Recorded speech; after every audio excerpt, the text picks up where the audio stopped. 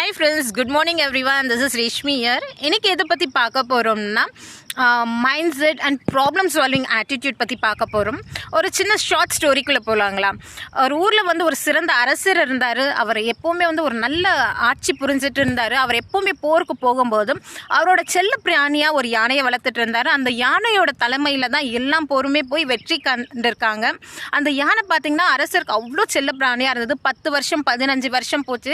யானைக்கு வயதான காரணத்தினால பார்த்தீங்கன்னா யானையை சரி அதை ஃப்ரீயாக விடுவோம், போருக்கெல்லாம் கூப்பிட்டுட்டு போக வேண்டாம், அதுக்கு வேண்டிய சாப்பாடு எல்லாம் கொடுத்து அதனால செல்லமாக தான் பார்த்துட்டு இருந்தாங்க. ரொம்ப நாள் கழிச்சு யானை என்ன பண்ணுச்சுன்னா ஏரிக்குள்ளே தண்ணி குடிக்க போச்சு. தண்ணி குடிக்கும் போது என்னாச்சுன்னா சேர் இருக்கும் இல்லையா, அந்த சேருக்குள்ளே மாட்டிக்கிட்டு வர முடியாமல் ரொம்ப சிக்கி தவிச்சிட்டு இருந்தது.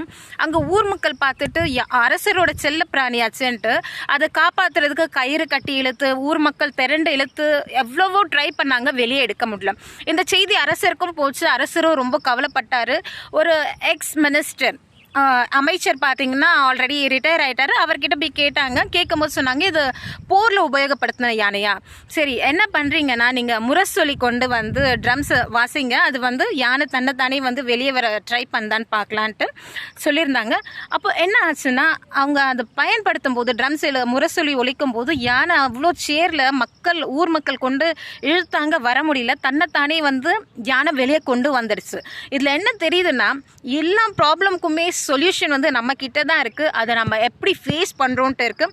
பிகாஸ் நம்ம கண்டிப்பாக நம்ம வாழ்க்கையில் நிறைய ஃபேஸ் பண்ணியிருப்போம். ஒரு சில பேர் எனக்கு ஜாப் கிடைக்கல, இஃப் இட் இஸ் ஆஃபீஸ்க்கு போனாலுமே எனக்கு சேலரி பத்தலைன்ட்டு நிறைய பேர் நிறைய கஷ்டத்தை அனுபவிச்சுட்டு இருக்காங்க.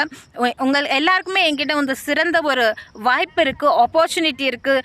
எக்ஸ்ட்ரா இன்கம்காக இருக்கட்டும், ஒரு பிஸ்னஸ் ஆப்பர்ச்சுனிட்டியாக இருக்கட்டும், நீங்கள் leader Reshmi health and wealth consultant 9176040751 contact பண்ணுங்க.